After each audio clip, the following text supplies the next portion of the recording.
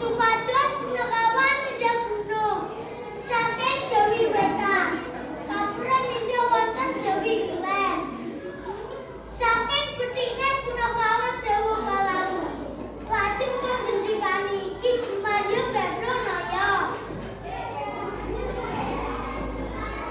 Kowe anak-anakku kabeh iki awake dhewe entuk dawuh saka bendaramu Arjuna supaya bayang anak gunung Wilerang supaya dibayang ning tanah Jawa ilmu kulon. Kula sadurunge ngayahi pakaryan iki ayo dene nyuwun marang Gusti. Muga-muga diparingi kesembedhan.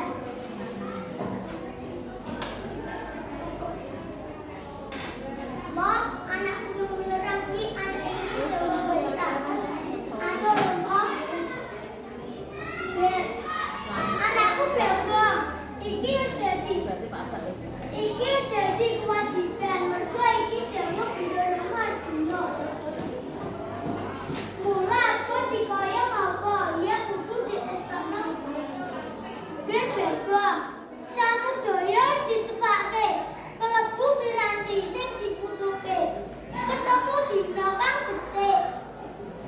Punakawan ngayahi jejiban.